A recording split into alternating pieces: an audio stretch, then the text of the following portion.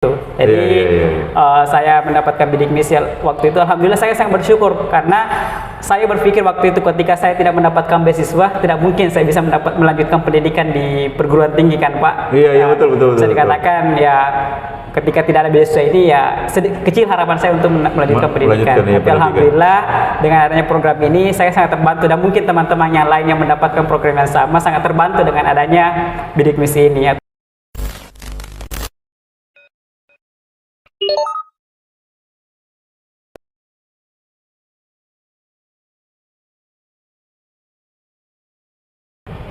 Assalamualaikum warahmatullahi wabarakatuh. Kita ketemu lagi di channel Medium TV. Seperti biasanya, kita akan ngobrol santai, mengupas soal pemerintahan, politik, sosial, budaya, pendidikan, keagamaan. Nah, kali ini kita coba mengupas soal pendidikan, di mana seorang pemuda yang dari desa,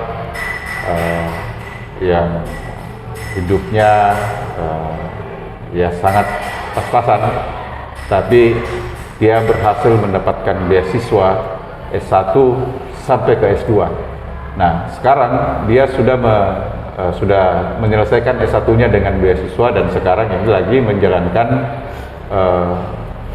pendidikan S2, itu pun dari beasiswa yang dia dapatkan. Nah, kita coba ngobrol sama narasumber kita, namanya Mudaris SPD. Beliau adalah pemuda desa yang sukses meraih beasiswa S1 dan S2. Insya Allah mudah-mudahan bisa meraih juga untuk S3. Assalamualaikum warahmatullahi wabarakatuh. Waalaikumsalam warahmatullahi wabarakatuh. Ya, aduh, sehat Dek Mudaris? Alhamdulillah sehat. Ya. Terima kasih Dek mau berkunjung ke Medium TV. Di Medium TV seperti biasanya kita berbagi cerita, berbagi info, berbagi pengalaman kepada masyarakat Sulawesi Selatan khususnya dan masyarakat Indonesia pada umumnya. Ya. Nah, saya dengar Mudaris ini mendapatkan beasiswa ya, dari S1. Dari S1 sudah selesai. Sekarang sementara menjalani S2 ya. Iya, sementara. Dan itu beasiswa juga. Ya. Beasiswa dari pemerintahan PDP Pak. Oh iya, alhamdulillah. Ya. Sebelum kita bicara banyak, Pak Dinda Mudaris, mungkin bisa berbagi cerita kepada masyarakat dan pemirsa Medium TV. Ya. Bagaimana sebenarnya latar belakang keluarganya Mudaris? Ya. Silakan. Ya, terima kasih Bapak sudah diundang di Medium TV. Ya. Suatu kehormatan buat saya sendiri bisa berbagi kepada masyarakat dan mungkin orang-orang yang mau berjuang untuk mendapatkan beasiswa seperti saya. Alhamdulillah. Latar belakang keluarga sendiri itu bisa dikatakan keluarga bukan dari kalangan orang mampu, bisa dikatakan dari ekonomi ke bawah lah Pak. Menengah ke bawah. Menengah ke bawah keluarga saya. Jadi dari situ waktu saya SMA, di situ saya termotivasi untuk bisa melanjutkan pendidikan karena katanya pendidikan bisa menjadi satu pemutus mata rantai kemiskinan. Itu salah satu semboyan dalam beasiswa yang saya dapatkan itu bidik misi Pak. Katanya itu bidik misi itu memutus mata rantai kemiskinan. Jadi betul. Waktu SMA di situ saya termotivasi untuk bisa melanjutkan pendidikan dan alhamdulillah waktu itu saya mencoba mendaftar beasiswa bidik misi itu Pak. Di mana? Di UNM, Universitas Negeri Makassar. UNM ya. Jadi tadinya SMA di mana deh? SMA saya dari Sinjai, SMA Negeri 1 Sinjai. Oh, SMA Negeri 1 Sinjai ya? SMA Negeri 1 Sinjai Selatan, tapi sekarang sudah menjadi SMA Negeri 2 Sinjai. Oh iya. Oke. Terus mendaftar di UNM? Iya, mendaftar di UNM waktu itu. Terus program bidik misi? Ya, program bidik misi melalui jalur SBMPTN, jalur yang tes tertulis itu. Iya. Jalur tes tertulis. Alhamdulillah lulus ya. Oh iya. Jurusannya apa? Jurusan Pendidikan Teknik Elektro. Pendidikan dan Elektro. Jadi latar belakangnya teknik. Iya.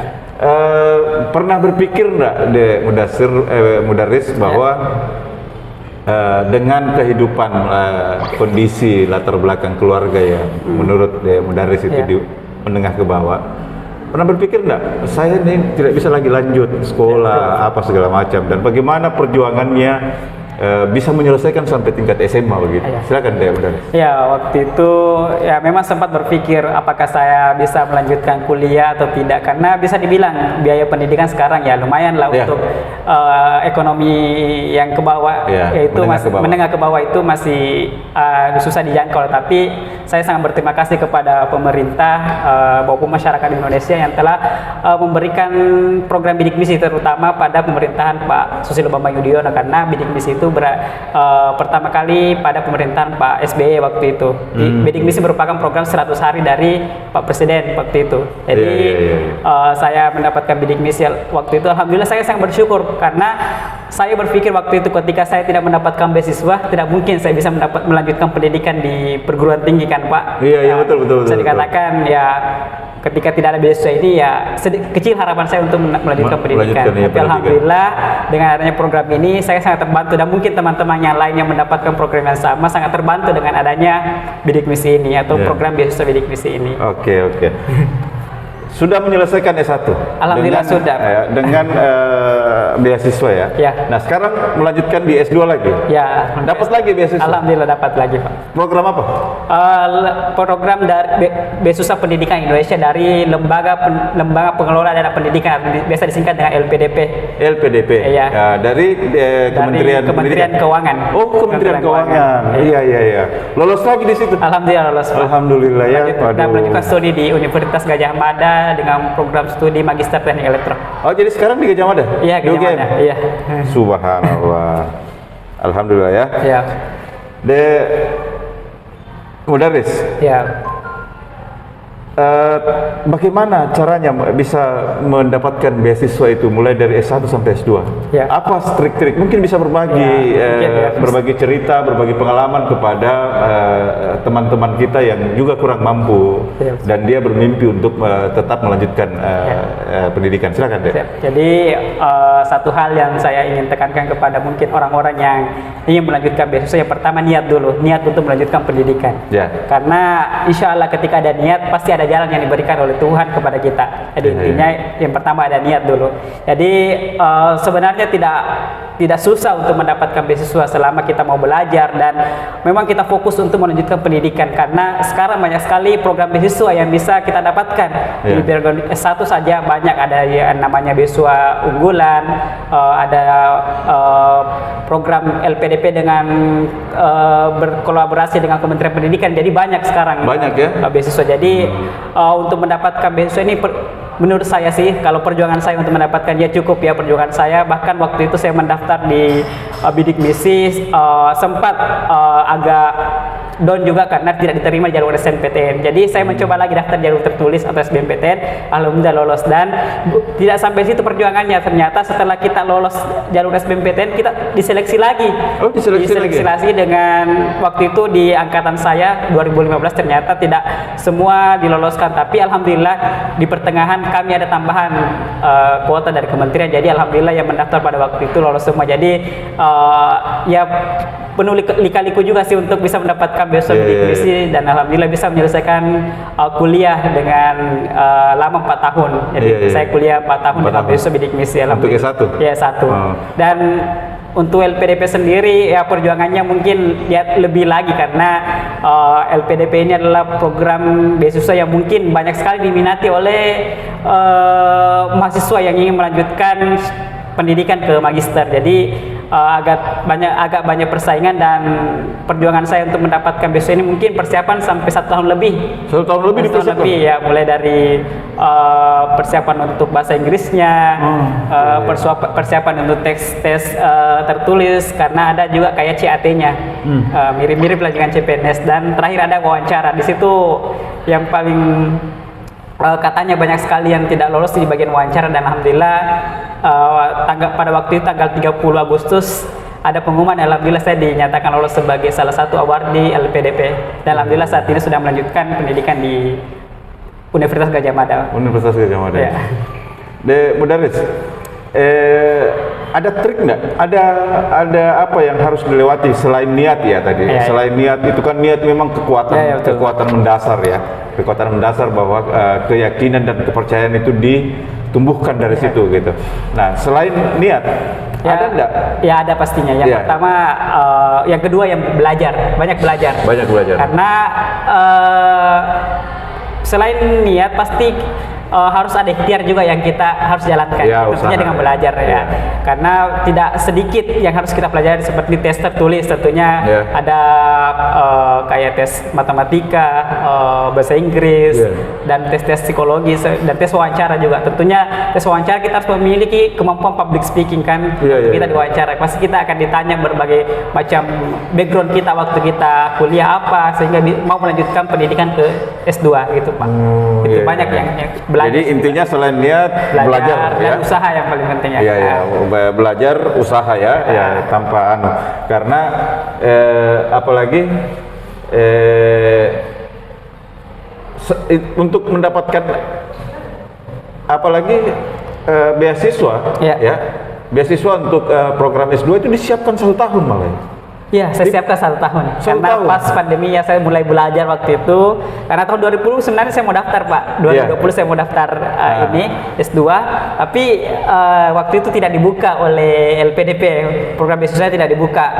Jadi saya ya persiapan saja. Alhamdulillah ketika tahun 2021 ini bulan 5 waktu itu ada pengumuman bahwa program beasiswa pendidikan Indonesia LPDP dibuka. Dan situ saya alhamdulillah dengan persiapan 1 tahun saya sudah persiapkan. Sudah ada sertifikat TOEFL dan sebagainya, semua berkas sudah lengkap. Dan alhamdulillah saya langsung daftar waktu itu. Dan lulus ya? Alhamdulillah lolos. Aduh, luar biasa. Silakan Pak Dek Mudaris. Aduh. Ya, ini kan menjadi apa ya? Menjadi spirit ya, menjadi semangat untuk adik-adik kita ya. Adik-adik kita, teman-teman kita yang di luar sana yang merasa dirinya tidak mampu. Tapi dengan memperjuangkan program beasiswa ini mereka bisa lanjutkan. Oke. Nah, Mudaris, sebagai pemuda desa yang mampu raih beasiswa mulai S1 sampai S2, apa harapannya kepada pemuda lain, terkhusus pemuda yang ada di desa-desa? Iya, satu hal mungkin sebagai awar di LPDP yang selalu ditekankan kepada kami yaitu bagaimana kita berkontribusi untuk Indonesia. Apapun background kita, baik itu kita sebagai petani, sebagai akademisi, sebagai politisi, yang paling penting bagaimana kita berkontribusi untuk bangsa dan negara. Jadi harapan saya kepada pemuda-pemuda yang ada baik itu di desa, di kota dan dimanapun berada, teruslah memberikan kontribusi walaupun sekecil apapun, baik itu untuk pengembangan desa, pengembangan negara dan sebagainya. Tentu kita mempunyai background masing-masing. Ketika kita menjadi petani ya tentu itu tidak bisa dikatakan kita berkontribusi untuk memenuhi kebutuhan pangan untuk masyarakat Indonesia. Jadi tidak ada celah untuk tidak berkontribusi apapun bidang kita, baik itu kita sebagai petani, buruh dan sebagainya, tentunya kita memiliki kontribusi untuk bangsa. Itu yang paling penting saya tekankan. Silakan diminum. Aduh, sangat tertarik saya.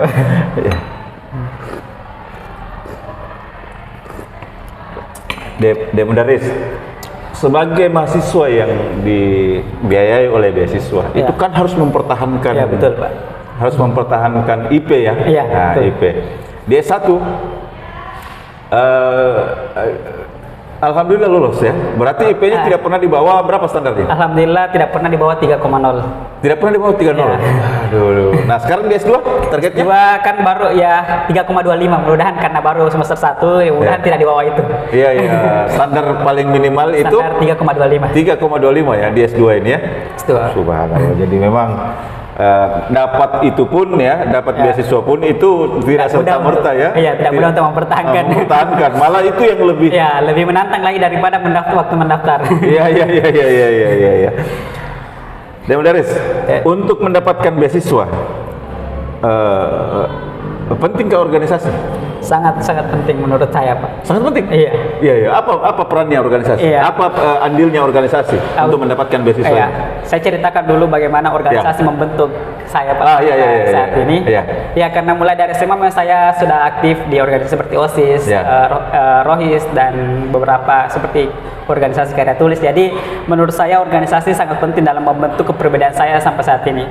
Organisasi banyak mengajarkan saya tentang bagaimana public speaking, bagaimana bersosialisasi dengan masyarakat, bagaimana mengembangkan networking dengan orang-orang, dan alhamdulillah dengan adanya organisasi saya bisa berteman dengan orang yang di Pulau Jawa, Pulau Sumatera dan sebagainya. Jadi itu mungkin salah satu feedback organisasi kepada saya. Jadi harapan saya mungkin kepada orang-orang yang mahasiswa lah, usahakan bisa berorganisasi karena itu sangat penting, baik itu membentuk kepribadian kita, bagaimana juga organisasi bisa menjadi reward juga kita. Mungkin ketika kita mendaftar beasiswa pasti kan kita ditanyakan apa aktivitas kita selama kuliah.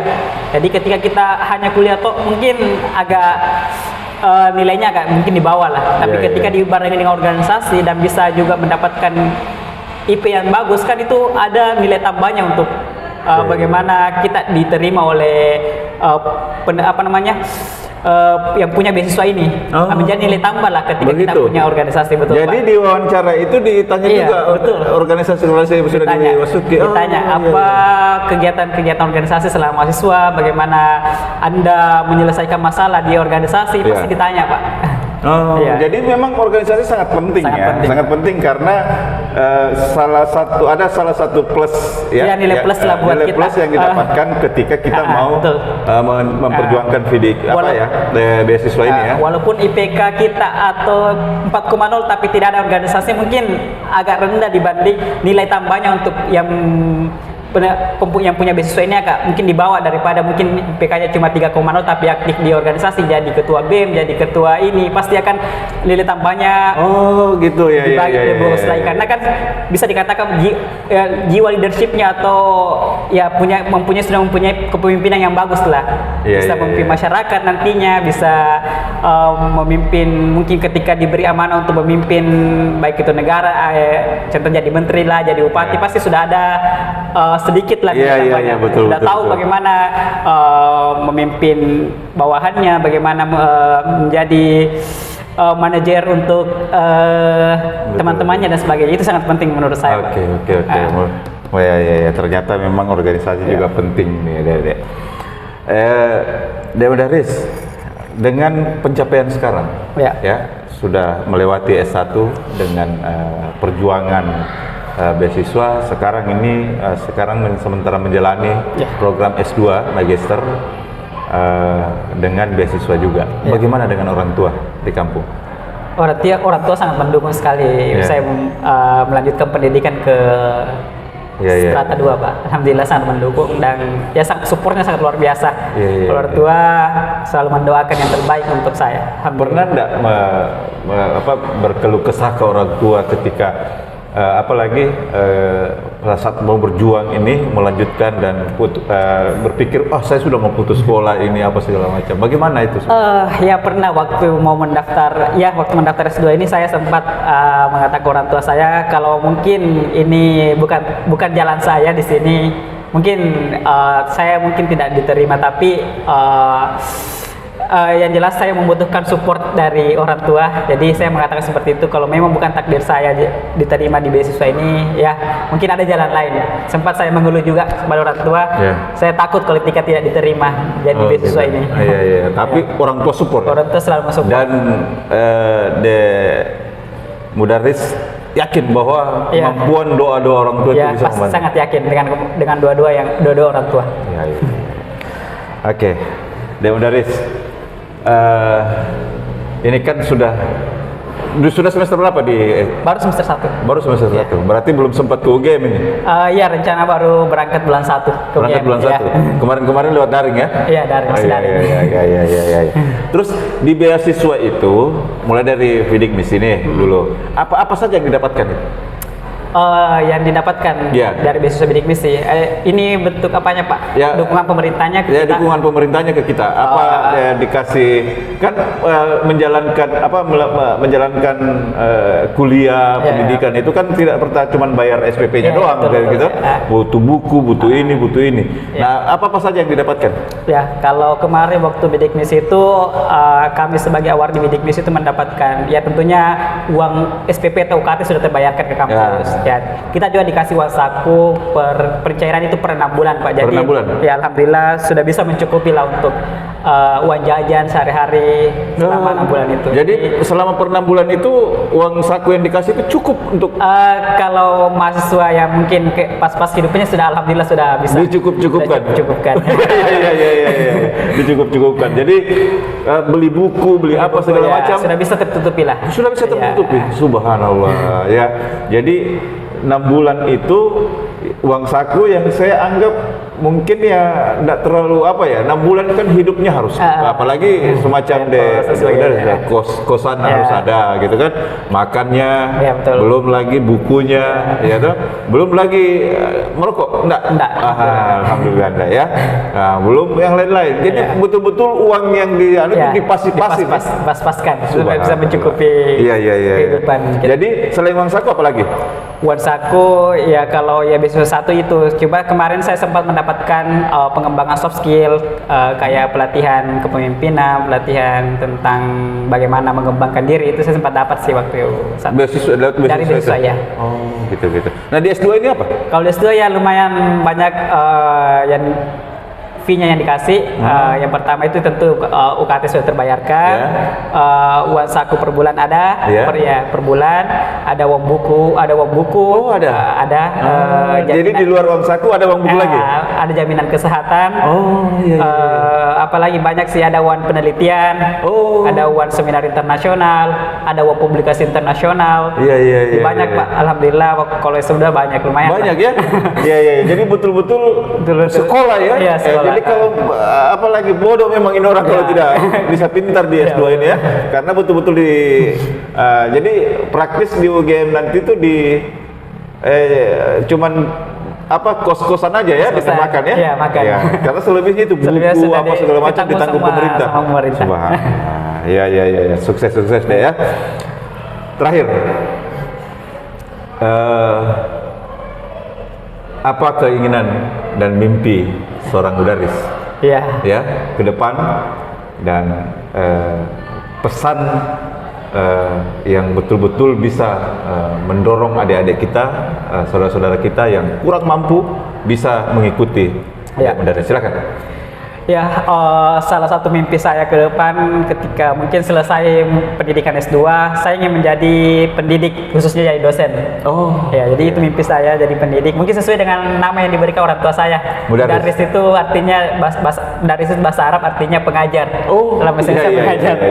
Jadi itu mimpi saya, ingin menjadi pendidik, khususnya menjadi dosen mungkin di salah satu kampus. Yang kedua, ingin menjadi peneliti baik karena saya sekarang lagi menggeluti ada namanya teknologi Internet of Things, IoT, mungkin masih agak awam di masyarakat. Jadi ini salah satu teknologi yang mungkin saya ingin kembangkan, karena di Makassar pun masih agak jarang yang ahli dalam bidang IoT. Saya mengembangkan itu karena saya kira dampaknya untuk masyarakat sangat besar, baik itu di bidang pertanian, di bidang pemerintahan dan sebagainya, sangat besar dampaknya ketika kita menerapkan IoT ini di masyarakat. Jadi saya ingin mengembangkan itu mimpi saya, dan bisa mungkin mendirikan suatu tempat atau semacam yayasan pendidikan yang bergerak di bidang IoT itu, sehingga banyak pemuda-pemuda Indonesia yang bisa belajar tentang bagaimana sebenarnya internet, bagaimana pemanfaatan internet ke arah yang lebih baik, bagaimana pemanfaatan sistem kontrol. Kan sistem kontrol itu biasanya diterapkan, masih mungkin diterapkan di industri, tapi harapan saya kedepannya otomasi ini bisa diterapkan di semua lini seperti pertanian, pendidikan dan sebagainya. Jadi itu harapan saya. Dan selanjutnya saya berharap kepada mungkin pemuda-pemuda atau terkhususnya mahasiswa atau calon-calon mahasiswa, jangan berhenti untuk bermimpi, karena lagi-lagi pemerintah sudah memberikan wadah yang luar biasa berupa beasiswa. Jadi tidak ada lagi alasan untuk kita bahwa saya tidak punya dana untuk sekolah atau kuliah. Mungkin sekarang sudah mulai dari SD ada namanya KIP pelajar, kan mulai dari SD sudah ada. Jadi tidak ada lagi alasan ketika hanya ekonomi yang menjadi alasan untuk kita tidak melanjutkan kuliah atau sekolah. Terakhir, terus berkontribusi untuk bangsa. Jadi salah satu tagline kami di LPDP Pak itu diri untuk negeri. Diri untuk negeri. Nah, jadi bagaimana kita sebagai award di LPDP, baik itu saat menjadi awardi atau setelah menjadi awardi LPDP bisa berkontribusi untuk kemajuan bangsa dan negara. Mungkin itu. Oke. Terakhir, moto hidup. Moto hidup saya simple, yakin, ikhlas, dan istiqomah. Iya. Yakin, ikhlas, dan istiqomah. Ya. Terima kasih banyak, Dek Mudaris, bisa datang di Medium TV dan berbagi cerita kepada masyarakat Indonesia. Kita sudah ngobrol panjang, ngobrol santai dengan Adinda Mudaris, salah satu pemuda desa yang terbilang kehidupannya menengah ke bawah, tapi dia dengan tekadnya, dengan gigihnya bisa melanjutkan pendidikan di S1, selesai dengan beasiswa, dan sekarang dia sementara menjalani pendidikan S2 di UGM dengan beasiswa juga. Beberapa yang saya harus garis bawahi. Pertama, menurut Dek Mudasir, untuk mendapatkan beasiswa adalah niat untuk belajar. Ya. Niat kita dulu, kalau niat kita kuat, insya Allah pasti ada jalannya. Itu pertama. Kedua, harus disertai dengan usaha. Niat juga tidak cukup, tapi harus dibarengi dengan ikhtiar. Dan terakhir, Dek Mudasir ini sangat yakin bahwa doa kedua orang tua sangat membantu dengan segala usaha-usaha kita dan cita-cita kita ke depan. Terima kasih, kita akan ketemu dengan narasumber yang berbeda, dengan isu yang berbeda. Assalamualaikum warahmatullahi wabarakatuh. Waalaikumsalam. Silakan.